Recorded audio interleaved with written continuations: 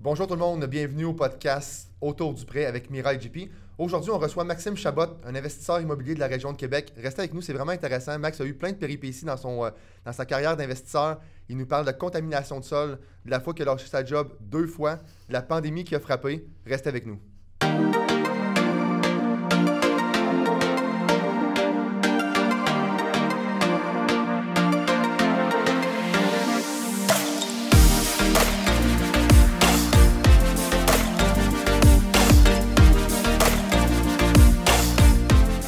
Bonjour tout le monde, bienvenue au podcast Autour du prêt avec Mira, moi-même et JP. On reçoit aujourd'hui Max. Max, oui. Ça va bien? Allô, oui, ça va bien, merci. Oui.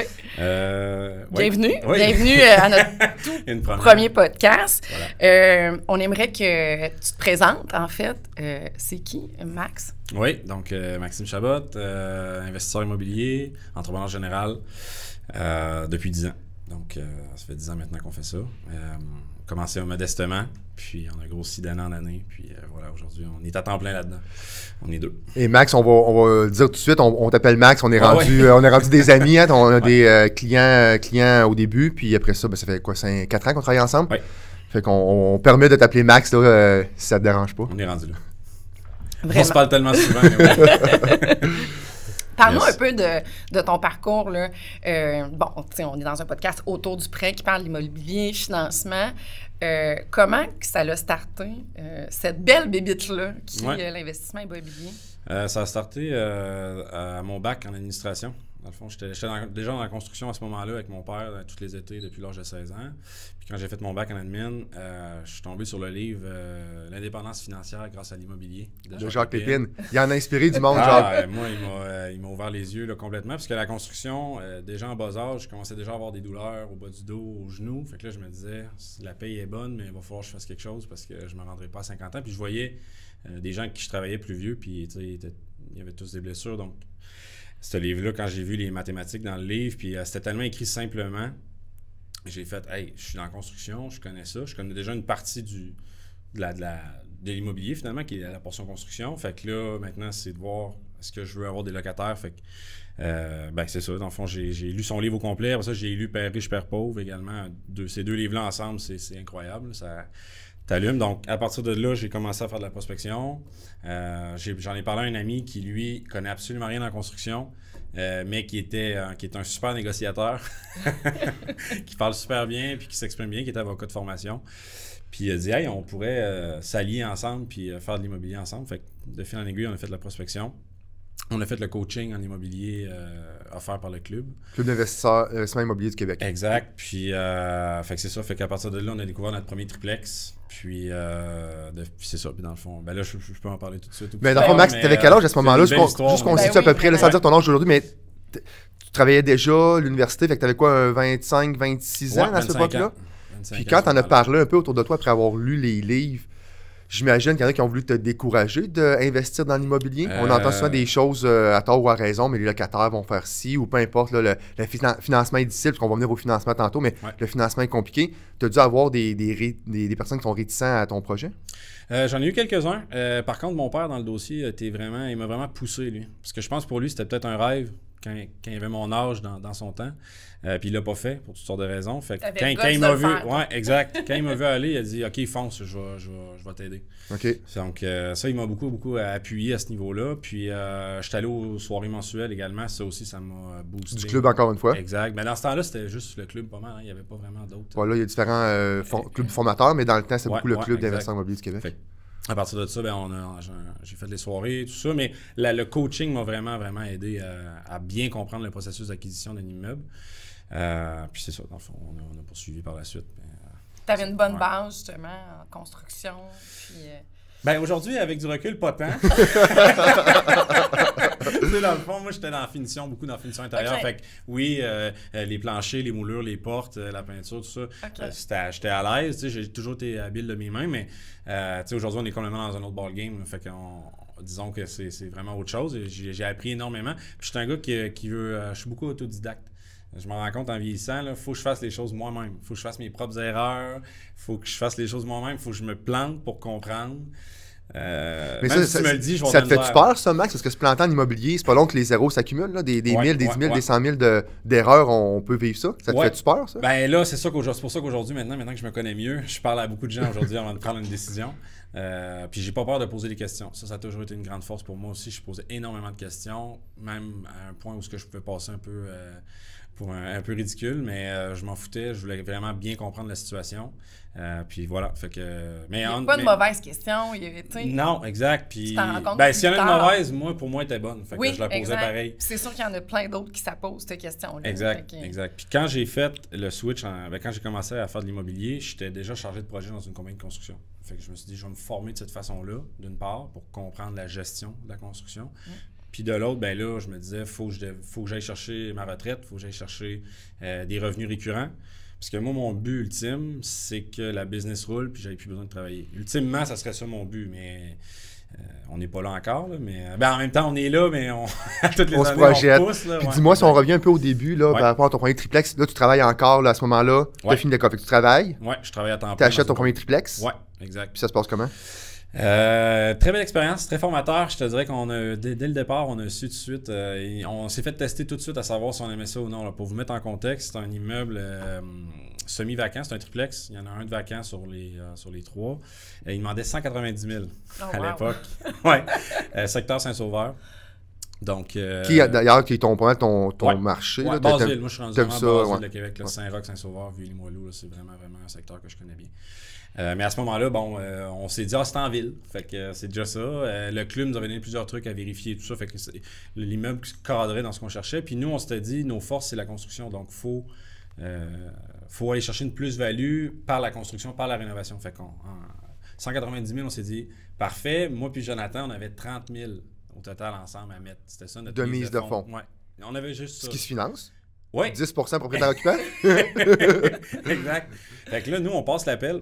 Puis quand je vous dis de poser des questions puis d'appeler, c'est ça.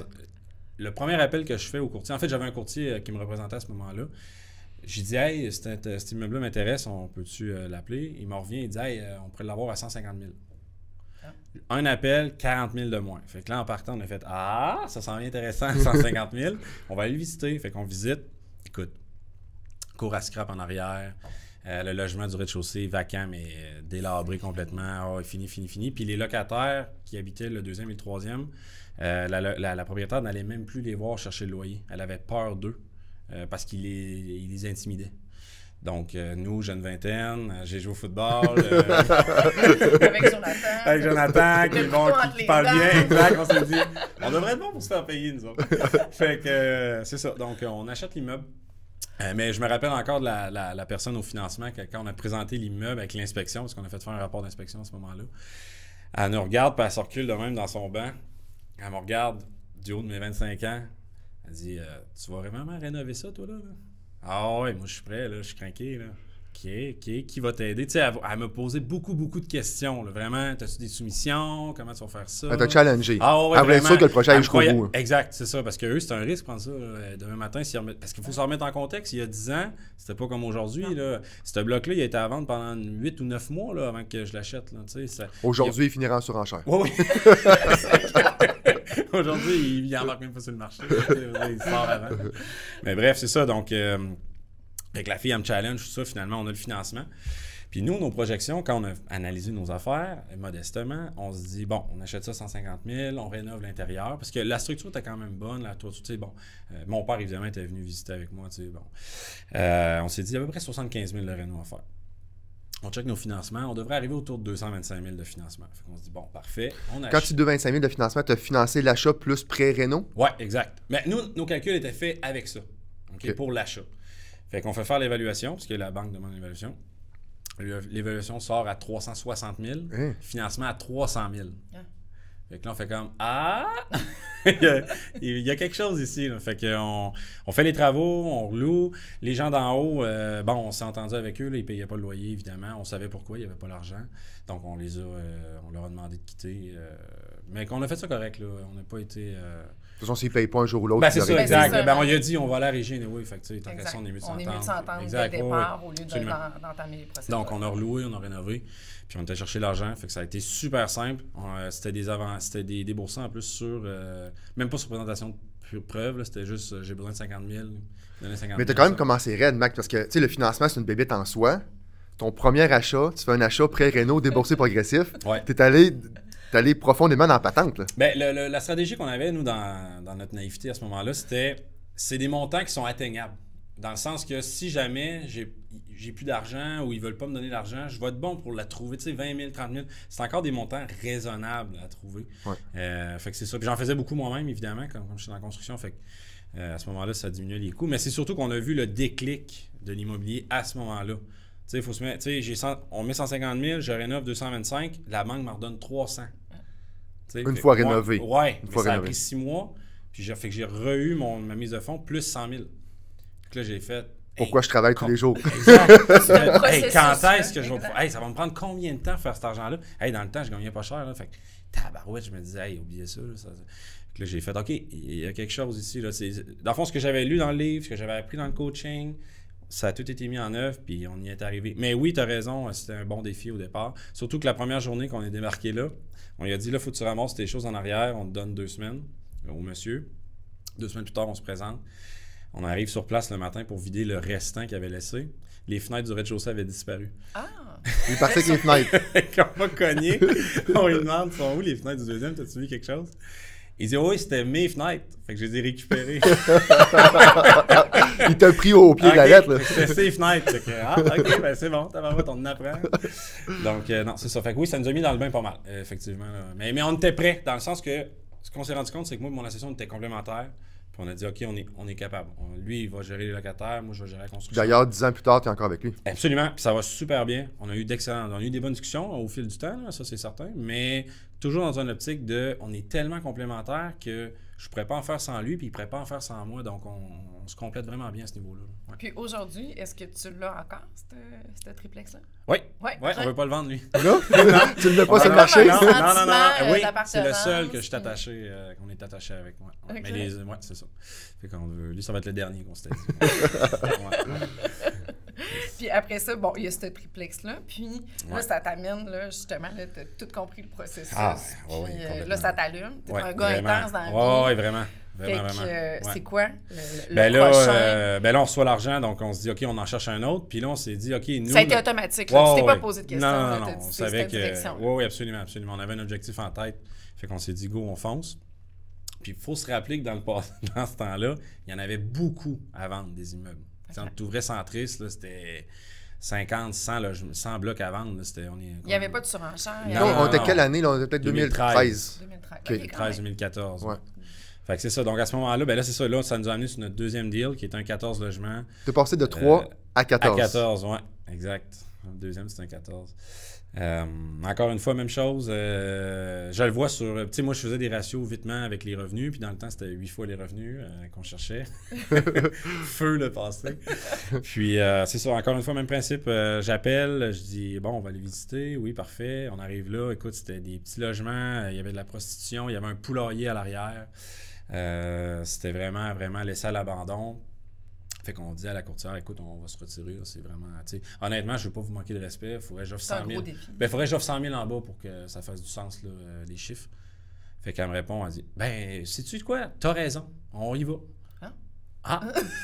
Bingo! Fait qu'ils ont accepté. Elle a fait l'offre parce qu'elle connaissait le vendeur, dans le fond. C'était la représentante du vendeur. Puis elle a dit oui, c'est beau. Puis là, ça a été accepté. Fait que dans le fond, Max, je fais une parenthèse. Quand le club enseigne de faire ton profit à l'achat, oui. Toi, tu as compris ça en partant.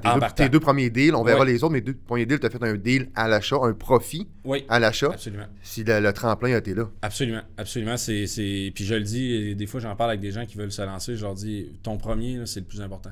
Faut que tu fasses un super deal en partant parce que c'est ça qui va te lancer. Si tu t'en achètes un rien que pour le fun, puis tu bloques, t'en as pour 2, 3, 4, 5 ans avant de retirer peut-être tes billes pour en acheter un autre. Alors que si tu fais un super deal en partant, tu prends un peu plus de temps à le trouver, mais que tu en trouves un à ton goût, puis que tu sais que tu vas chercher la plus-value nécessaire, ça va te lancer. Là. Moi, c'est ça qui est arrivé, en tout cas. Ouais. Puis ce 14-là, comment tu l'as financé? Oui, ça aussi, ça a été... j'ai découvert... il y avait déjà un prêt, en fait, sur l'immeuble. Puis nous, encore une fois, dans notre naïveté, on l'a appelé à la personne, puis on a dit, hey, on va l'acheter, là, fait que tout ça. Puis elle a dit, ben là, êtes-vous dans la construction? Connaissez-vous ça? Il est vraiment magané. Je dis, ben oui. Puis justement, je pense que c'est bon pour vous parce que votre prêt, présentement, vous allez le reprendre, vous allez reprendre l'immeuble. C'est ça qui s'en vient. Là. Il est à moitié vide. Là, tu parles à la personne de la banque, là? Oui. Okay. Je disais, étiez-vous au courant que votre bloc est à moitié vide, présentement? Non. Saviez-vous que vous aviez un avis de non-conformité au niveau de la ville, la prévention des incendies? Okay, non. T'étais en avant de la parole. Ouais, fait que là, elle dit non. Fait que j'ai fait, ben là, vous comprenez que ça va pas bien vos affaires. Fait que je pense que vous êtes mieux de faire affaire avec nous puis de nous aider dans le financement. Donc, c'est là qu'elle a dit, OK, oui, tu as raison. Fait que là, on a monté un plan ensemble avec les rénovations intégrées. Puis elle nous a aidé à financer. Fait que c'est une estimation que tu as faite ou tu as fait un nouveau prêt?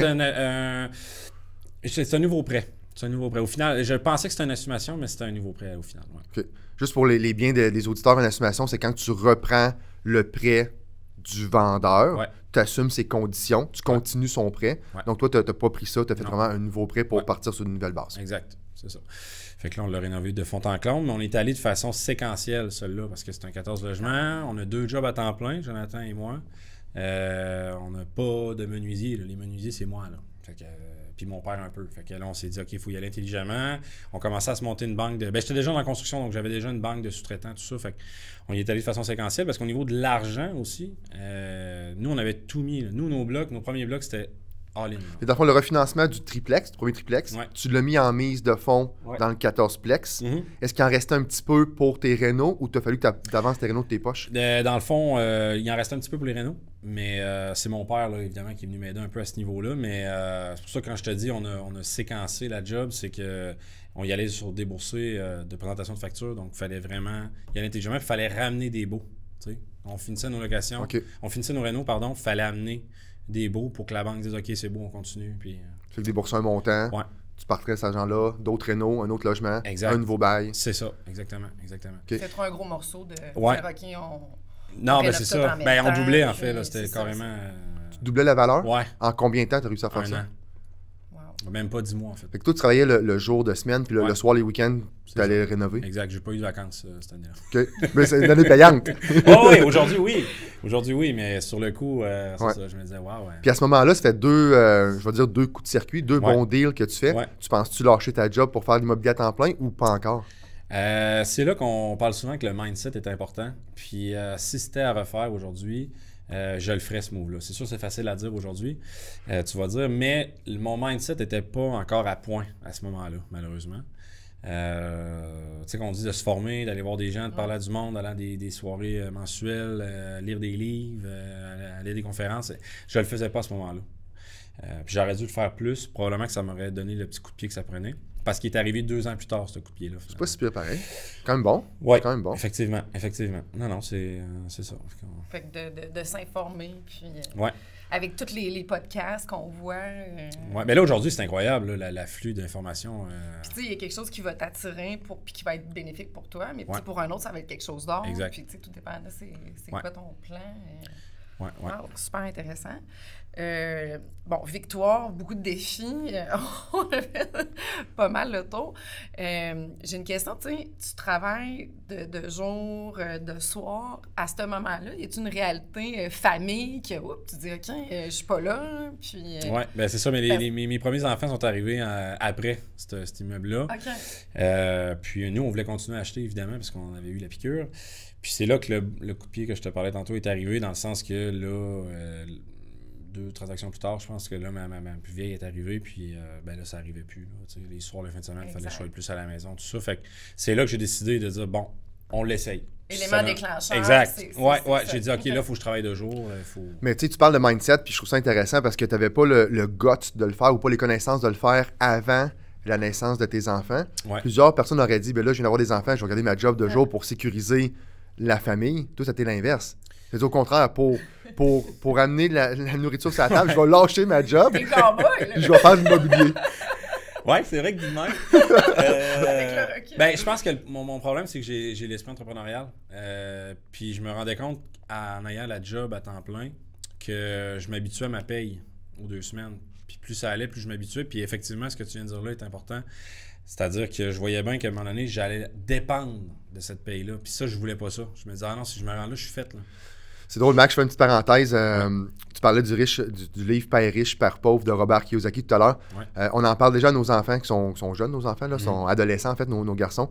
Puis on en parle déjà de lire ce livre-là.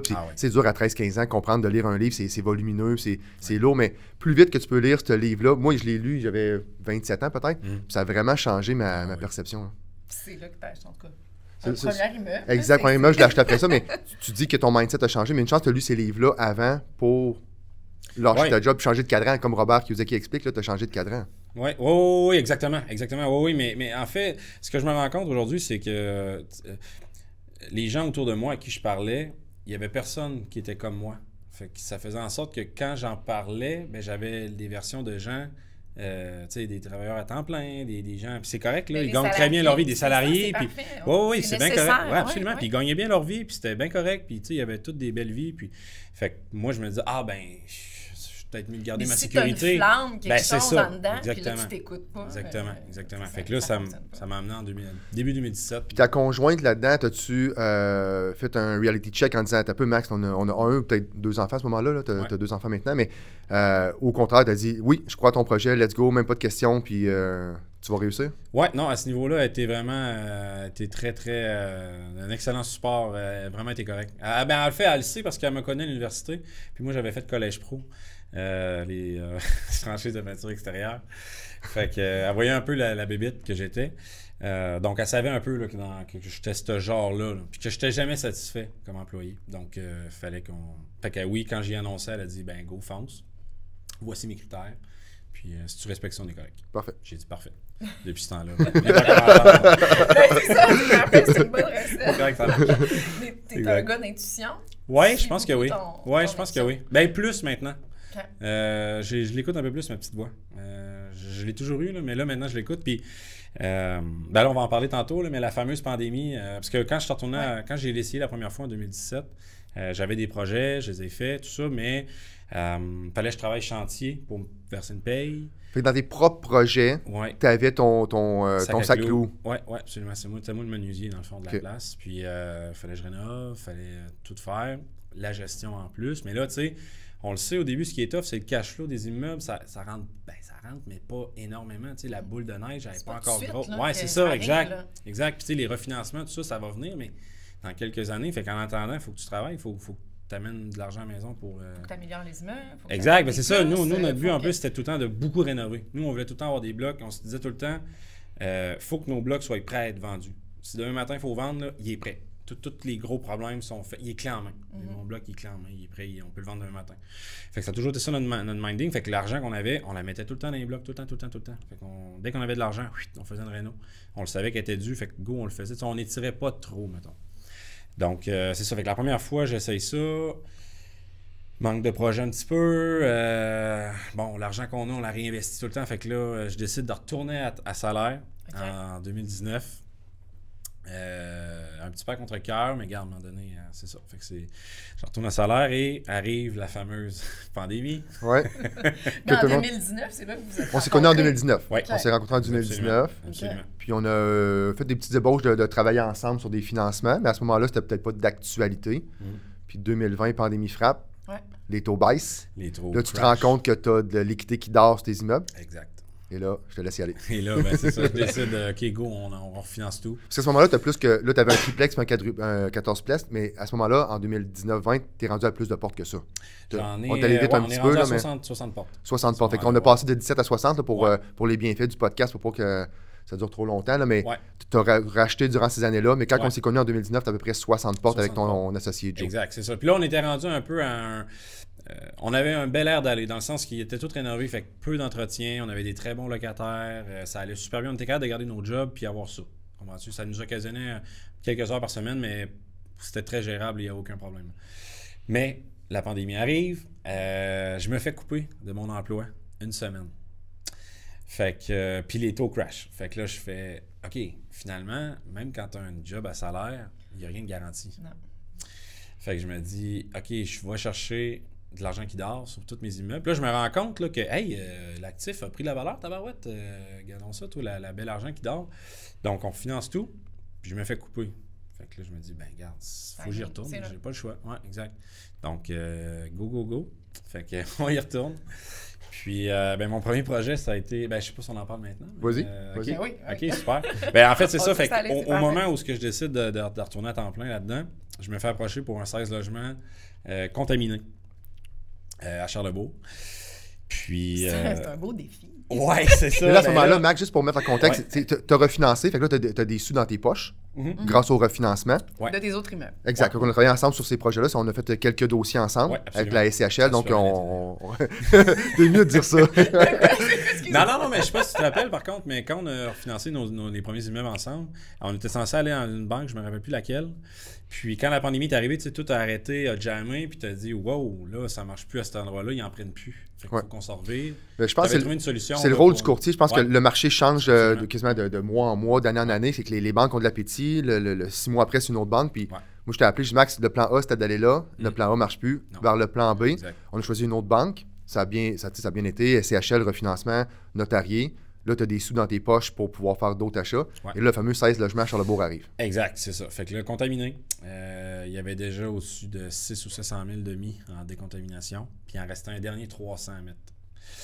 Nous, on n'avait jamais fait de décontamination. Puis tout le monde nous avait dit, hey, touche pas à ça, tu vas mettre de l'argent, Le propriétaire avait déjà mis un montant. Oui, un très gros montant. Oui, vraiment.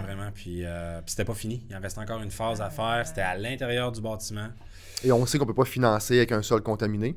Donc, les banques et la SCHL veulent qu'on décontamine avant de leur présenter le dossier. Oui, exact. Donc, ça m'amène à rencontrer des financements, des prêteurs privés.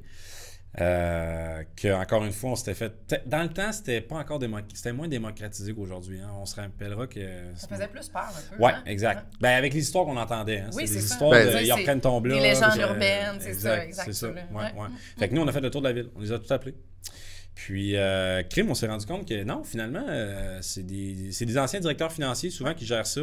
C'est géré comme une banque. Ils veulent voir ton projet, ils veulent voir où est-ce que tu t'en vas avec ça. C'est quoi ta stratégie de sortie? C'est la première question qu'ils te demandent. Puis, il faut que tu montres que tu es quand même au courant de tes dossiers. Là, dans le sens que tu peux pas arriver là et leur dire ouais, qu'est-ce que tu peux m'offrir pour ça? Là? Je sais pas trop quoi faire. Ils veulent voir ton bilan, ils veulent voir tes actifs. Ouais, et puis c'est quoi ton plan de match? Ton bloc, tu sais, parce que souvent on leur amène des problèmes. C'est rare que tu amènes un super bloc flambant neuf. Là. Donc, c'est ça. Fait que là, je présente ça à un prêteur privé, on signe l'offre. On se dit, bon, on a 1 an, sinon on fait faillite. mais en plus, Max, tu parles d'1 an, mais on l'avait essayé dans une banque. T'en souviens? On l'avait essayé de le financer dans une banque. On n'aimera pas la banque aujourd'hui, mais on l'avait essayé un bon 6 mois de temps. Ça allait bien jusqu'à temps que ça aille mal. Oui, on pensait qu'on allait réussir à le faire. Oui, je me rappelle. Jusqu'à temps que je t'annonce que finalement, Max, la banque se retire. Fait qu'il a fallu que là, tu prends ton plan B avec ton prêteur privé. Exact. Fait que c'est ça. Fait que financement privé. Là, la décontamination, au moins, c'était quelqu'un d'aguerri. La personne, je ne le connaissais pas avant de ce dossier-là, mais vraiment, il savait où s'en allait. Mais on est victime des délais, dans le sens que le prêteur privé, lui, ben ça roule là, tous les jours, les intérêts passent. Fait que chaque semaine qui passe, chaque mois qui passe, c'est des gros montants. Là. On parle de... Tu sais, moi, c'était des transactions au-dessus d'1 million. Là, fait que ça va vite là, à 12-15 %. Donc, fait que là, moi, je me suis serré, décontamine, telle date, tu finis, tout ça. Fait que là, entre-temps, nous, le bloc était 3 quarts vacant environ. Puis l'autre quart payait pas. Fait que on n'avait aucun revenu de ce bloc-là. 0 revenu. Donc, puis on avait une grosse rénovation qui s'en venait parce que le bloc était quand même délabré. Puis, en faisant les travaux intérieurs, il a fallu tout démolir le rez-de-chaussée. Donc, on recommençait à 0 finalement. Fait que là, tout ça de fil en aiguille, on va chercher Là, moi, je commence à travailler ma stratégie de sortie parce que je l'avais calculé, on l'avait calculé ensemble. Mais là, on ne pouvait pas le présenter à la SCHL, on ne pouvait rien faire. Il fallait attendre de décontaminer, il fallait attendre en partie rénover. Fait que là, moi, les mois avancent. Fait que là, finalement, j'appelle Jean-Philippe. Je dis, bon, on est prêt. Il dit, parfait. Il dit, Maxime, juste te mettre ça carte sur table. Fait que tu as été très réaliste. J'étais assez transparent. Oui, vraiment. Mais ça, à ce niveau-là, moi, je l'apprécie beaucoup. Là. Parenthèse, là, c'est... tu es toujours réaliste dans tes quitte à scraper tes vacances. Pas de fausses promesses. Non. Ça, c'est très apprécié parce que l'immobilier, c'est ce que je me suis rendu compte en vieillissant, c'est que fais-toi toujours les 3 scénarios. Va jamais prendre juste le scénario optimiste parce que tu risques de te péter les dents. Là. Puis, c'est ça. Fait que nous, dans le fond, on avance dans le projet. Le financement conventionnel arrive pour nous aider à faire la rénovation, mais on avait tout mis. Là. Vraiment, aujourd'hui, je peux le dire, là, on n'avait plus rien. Honnêtement, 2-3 mois de plus, puis on... Le prêteur privé, peut-être qu'il tirait à la plug, là. Ben ça, puis on avait pu. On veut dire, la Renault n'était pas financée à 100%, donc il serait arrivé quelque chose. Mais bref, c'est ça. Fait que là, on a quand même amené ça à bon port. Puis tu m'as surtout livré ce que tu m'avais dit que tu livrerais. Avec les baux, tout ça. Fait que ça a vraiment bien fini. Mais ça a été vraiment le levier. Par contre, c'est ça, la beauté de ce dossier-là, c'est que de par notre expérience, de par notre gestion serrée du dossier, puis la location également qu'on a fait avec les prix et tout, la Renault qu'on a fait, on a été chercher un levier, un take-out qui nous a permis de vraiment nous propulser. Fait que, tu sais, quand je vous dis, là, votre première transaction, c'était super importante. Bien, ça, c'était comme mon retour. C'était notre première transaction. Puis, Max, j'ai une question pour toi. Tu sais, l'immobilier, c'est large. Là. Je fais de l'immobilier, ça peut être des terrains, ça peut être du commercial, ça peut être l'industriel, ça peut être des flips de maison, ça peut être du multirésidentiel à détention long terme, ça peut être des flips de multirésidentiel, ça peut être de la réno, comme tu fais, là, d'optimisation, ça peut être de la construction neuve. Toi, jusqu'à maintenant, tu es vraiment spécialisé dans la rénovation, optimisation. Y a-t-il une raison pour ça? Peut-être ton background de gars de construction, peut-être que le cash flow, en fait, quand tu rénoves, quand tu refinances, tu as un apport financier, ça te permet de vivre aussi un petit peu avec ça. C'est-tu pour ça que tu t'es dirigé vers ce créneau-là?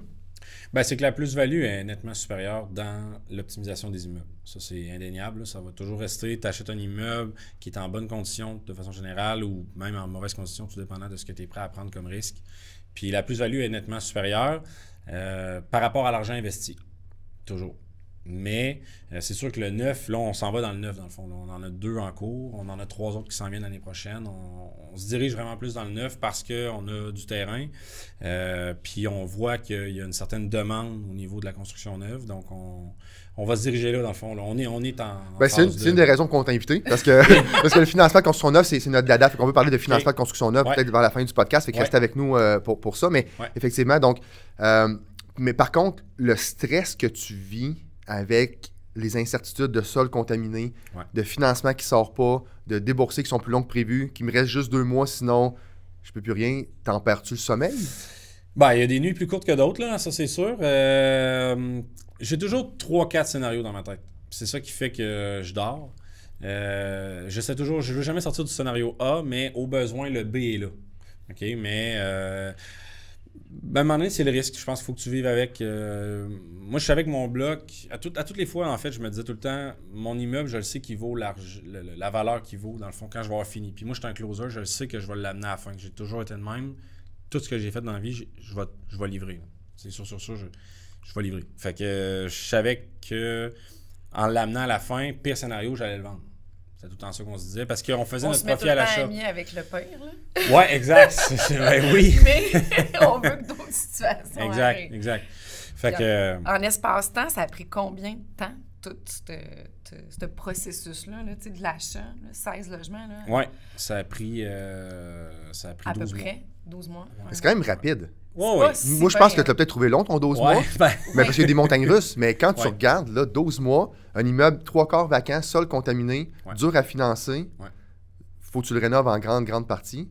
T'as pas chômé sur le 12 mois? Non, j'ai pas chômé. Comme je t'ai dit, j'allais livrer. Mais c'est sûr que moi, comme je t'expliquais, il y avait le délai de temps. Je voulais faire ça le plus court possible. Là, il y avait le fameux 12 mois de la SCHL. La règle non écrite. Exact. Je sais pas si on peut en parler. Ben oui, il faut en parler, on est là pour ça. Ben oui.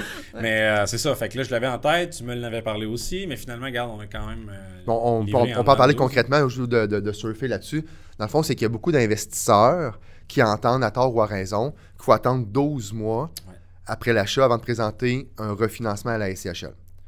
Puis on peut le dire, c'est plus ou moins vrai. C'est sûr que si tu as eu un deal à l'achat, puis tu fais rien dans l'immeuble, puis tu veux le refinancer 3 mois plus tard à la SCHL, tu vas être bloqué sur ton prix d'achat. Ce qui, pour moi, fait du sens. Mais si tu mets l'huile de coude, puis tu le rénoves, puis tu le mets plus beau, tu l'optimises, le parc immobilier est vieillissant au Québec. Fait que tout le monde veut qu'on ait un parc immobilier rajeuni. Tu fais la job, la SCHL est prêt à le revoir avant 12 mois. Mais ça prend une raison que la valeur a été augmentée. Pas juste j'ai eu un deal. Cet argument-là ne marche pas. C'est pour ça que la règle du 12 mois est galvaudée sur le marché. Mais toi, d'ailleurs, on a fait plusieurs autres refinancements après ça. Puis on peut le dire, on n'a pas attendu 12 mois. Non. Pourquoi? Tu as fait la job, tu as rénové, tu l'as mis plus beau, tu as augmenté les revenus, les locataires sont contents. Hein, tu dis, pour ta salle de bain, je peux la rénover. Par contre, ça vient avec un coût d'augmentation. Oui, je vais vivre dans un beau milieu. Tu gardes tes locataires. Ils restent en place. Je pense que la règle du 12 mois, je t'ai un peu rassuré là-dessus. entre mettre un bémol, ce que tu as dit tantôt, ça se peut que ça marche pas. Parce qu'on ne sait jamais. On envoie le dossier à la SCHL sans des fois savoir exactement la conclusion qu'on va avoir, mais je suis confiant que le programme, je le connais, puis ça a fonctionné finalement pour ton 16 logements. Oui, absolument. Absolument. Puis dans le fond, ce dossier-là, en fait, m'a vraiment amené à réfléchir que, dans le fond, finalement, le financement devient quasiment le critère numéro 1 dans toutes mes acquisitions, dans tous mes projets, en fait, autant construction neuve qu'optimisation. C'est là que je vais y venir. La pandémie a amené qu'il faut vraiment réfléchir financement. Là. Autant take-out que initialement à l'achat, parce que c'est fou comment toutes les conditions, les taux d'intérêt, tout a changé. Là. Vraiment, on est rendu affecté par des choses qui arrivent ailleurs dans le monde même. C'est rendu à un autre niveau. Là. Je vois le temps filer, Max. On a un autre jour, mais c'est ça, on pense que c'est intéressant. Juste peut-être rapporter la fois que j'ai scrappé tes vacances. Oui. Donc, la SCHL fait des annonces périodiques. Oui. Puis il faut s'adapter. Fait que moi, je suis porteur de mauvaises nouvelles des fois. Oui. Mais porteur de bonnes nouvelles. Bonnes nouvelles quand le dossier passe, mais en fait, j'annonce sans gants blancs qu'est-ce que l'annonce de la SCHL a. Puis je me souviens, une fois au mois de juillet, je t'ai annoncé que la SCHL, maintenant, ne pouvait plus rembourser de prêteurs privés. Donc, si tu avais un prêteur privé en premier ou deuxième rang, on ne pouvait plus refinancer. Et toi, ton modèle d'affaires, tu en parles depuis tantôt, prêteur privé pour faire les travaux. Oui. Je t'ai appelé comme 2 jours avant les vacances de la construction. Ouais. Donc, je m'excuse pour ça, pour le timing, mais... je me rappelle exactement où j'étais. D'accord. Vraiment, précisément, j'ai l'image. Mais tu en es sorti, tu as refinancé conventionnel. Donc, il y a souvent des solutions. Tu en as trouvé une. On a trouvé une ensemble, tu en as trouvé une. Absolument. Ça a fonctionné, ça a bien fonctionné. Maintenant, tu parlais de construction neuve. Donc, tu as beaucoup optimisé tes immeubles. Tu es rendu à combien de portes présentement? Pas loin de 200. 200 portes, ouais. Dit-il humblement. Bravo, Max, c'est vraiment impressionnant. Ouais, merci. Puis là, tu t'en vas dans la construction neuve. Ouais. Donc, tu parlais que le financement est super important. Ouais. Mais dans la construction neuve, je pense que le terrain est aussi important. Comment tu trouves tes terrains? Il y en a beaucoup qui prospectent, puis qui appellent, puis qui vont cogner au pas. Oui, bien, faut que tu développes c'est sûr que là, à un moment donné, l'expérience rentre en ligne de compte, là, dans le sens que faut que tu apprennes tes zonages, faut que tu saches parler aux bonnes personnes, faut que tu comprennes la ville de Québec. D'abord, faut que tu connaisses ton secteur. Ça, c'est la première affaire. Faut pas que tu arrives dans... Tu sais, moi, le secteur, la Basse-Ville, je commence à le connaître très, très bien. Là. Je connais pratiquement toutes les rues. Là, je veux dire. Puis je pense que si on parle à d'autres promoteurs, eux aussi, c'est la même affaire. Là. On finit par connaître nos secteurs, nos zonages, qu'est-ce qu'on peut faire, qu'est-ce qu'on peut pas faire. Faut que tu sois informé au niveau de la réglementation. Ah, définitivement. Puis il y en a beaucoup. Tu vas-tu à des assemblées quasiment? Ben oui, ville, quasiment, pour vrai. Oui, absolument. Je lis des fois, ils font des communiqués, je les lis. Je vais lire leur assemblée générale, les assemblées qu'ils ont à tous les mois, autant des secteurs que de la ville. Je vérifie les zonages. Des fois, il y a des changements de zonage, on les vérifie. Oui, il faut se tenir très, très, très informé. Puis en plus de ça, moi, le secteur où je suis, il y a la commission d'urbanisme également. Donc, toutes leurs demandes également, là, je suis en train de vraiment me familiariser avec ça. Fait que tout ça mis ensemble, je calcule mes choses. Puis là, veux pas, je commence à connaître mon coût de construction. Fait que je suis capable d'établir mon coût de terrain, puis en fonction de ce qui est sur place. Parce qu'on ne se le cachera pas, là, dans Basse-Ville, il n'y a pas beaucoup de terrain vacant. Fait qu'il faut réfléchir. Puis comment tes finances, Max, tes constructions neuves? Est-ce que tu priorises prêteur privé pour le bridge? Est-ce que tu priorises conventionnel pour le bridge ou tu packages tout APH, Select, SCHL, bridge, take-out? C'est une excellente question, Jean-Philippe. Merci. Je te dirais, ça dépend. Honnêtement, là, j'en ai fait APH Select, OK? Puis là, je suis rendu avec une structure, puis une équipe de travail, dans le fond, principalement des sous-traitants, qui me suivent depuis plusieurs années. Fait que je pense peut-être y aller éventuellement en financement privé pour faire la construction même, pour pouvoir y aller en refinancement en fait de CHL, take-out, pour aller chercher le maximum finalement que l'immeuble a à m'offrir. Parce que dans des situations comme présentement, là, ça aurait été avantageux de le faire. Ouais. Les taux ont baissé. Parce que je disais tantôt qu'on ne pouvait plus rembourser de prêteurs privés que la SCHL, c'est aboli depuis le 19 juin. Là. Exact. De toute façon, dans la construction neuve, ça n'a jamais été le cas, mais c'est dans le voyage. Grâce à ma nouvelle, tu es reparti en voyage. On s'est d'ailleurs vu dans le sud grâce à ça. Mais effectivement, fait que juste une petite parenthèse, là, les prêteurs privés, on peut maintenant les rembourser avec la SCHL. Là, la règle est tombée le 19 juin 2024. Pour combien de temps? Ah ben ça, on s'adapte, on ne sait pas. On sait pas. À savoir au mois de juin 2025, c'est quoi que la SCHL? Tu vois, ce que tu dis là, c'est important parce que dans mon modèle d'affaires, oui, je t'ai rendu en financement privé beaucoup parce que la rapidité maintenant sur le marché est super importante. Donc, il fallait financement privé très important, mais tu vois ça, c'est arrivé du jour au lendemain. Donc aujourd'hui, il faut vraiment, vraiment prendre le temps là, de réfléchir, de parler souvent avec son courtier, parler souvent avec du monde autour. Au niveau financement, c'est incroyable là, comment ça change très vite. Regarde les règles d'APH Select qui ont changé également cette année. Ça amène énormément de changements. Il faut que tu analyses ton dossier complètement différemment. Là. Si tu as 2-3 dossiers en cours, wow, t'as peu, il faut genre vise mes affaires. Là. Ce qui est dur pour un gars comme toi, Max, c'est quand tu développes un projet de construction neuve, surtout, on s'entend qu'attendre d'avoir les permis de construction et tout ça, ça prend du temps. Tu fais tes rapports éco-énergétiques. Si tu avais prévu faire 100 points énergétiques, ça fonctionne plus. Donc là, je t'appelle pour dire que c'est rendu le nouveau 50 points énergétique. Donc, mais toi, tes calculs étaient faits sur le 100 points. Exact. Ouais. Ben là, ce qui aide, évidemment, c'est que la pénurie de logement fait qu'on peut jouer un peu plus sur le loyer. Ça aide beaucoup. Mais par contre, ça nous challenge quand même dans le sens que faut toujours se garder une bonne contingence. Maintenant, là, j'ai appris ça également. Garde-toi un buffer, vraiment, à toutes les étapes. Autant au niveau de la conception que de la construction, que du refinancement, tout. Toujours se garder un buffer. Puis au niveau privé, là, tu fais ton bridge privé. Est-ce que tu te mets une limite au niveau du nombre de logements? Mettons, tu dis, OK, en bas de temps, je vais pas dans le privé, je vais plus me diriger vers l'APH ou un bridge conventionnel? Je me mets plus de limites. Okay. Je me mets plus de limites. Je me mets encore des limites parce que mon mindset n'est pas encore parfait, je trouve, malheureusement. Mais je devrais pas m'en mettre. Parce que je pense que j'ai toutes les connaissances pour que ce soit un 6 ou un 40. Mais je pense que la question de Mireille est excellente dans le sens que tu es capable de faire un 60 logements, je suis convaincu, mais pour bridger en privé, là, mettons que tu fais un 32 logements en privé, ça va te prendre quoi, un an peut-être construire un 32 à peu près, je ne sais pas. Tu le ferais-tu vraiment avec un prêt privé pendant un an? Non, 32 peut-être pas. Fait que je pense que tu as une limite. Pour le bridge privé, je pense qu'il y a une limite de temps surtout. Ah oui, à ce sens-là, excuse-moi. Oui, absolument. Tu passer pour un 6 mois en privé, un 8 mois en privé, je pense qu'il faut que tu sortes de là, puis lui, il veut que tu sortes aussi. En dedans de 6 mois, je l'essayerais probablement. Mais plus qu'à 6 mois, c'est sûr que tu vas. Tu irais en bridge conventionnel ou APH. Oui, exact. Puis construire mettons, en 6 mois, 8 mois, c'est quoi? C'est un 12 et moins pour toi? Oui, maximum 12. À peu près 12. Mais ça dépend des où ce que tu es aussi. Là. Moi, je suis tout le temps en ville, fait que c'est toujours plus long. Je suis serré partout, je suis collé sur tout le monde. C'est sûr que la construction, exact. Fait que les étapes sont un petit peu plus longues. Fait que ça, il faut prendre ça en considération. Mais oui, en dedans de... Tu sais, exemple, un 6, je peux le faire en 4 mois et demi. De toute façon, un 6, ça fait que ton propre argent, ça. OK. C'est de l'argent Monopoly. Peut-être pas. Ouais.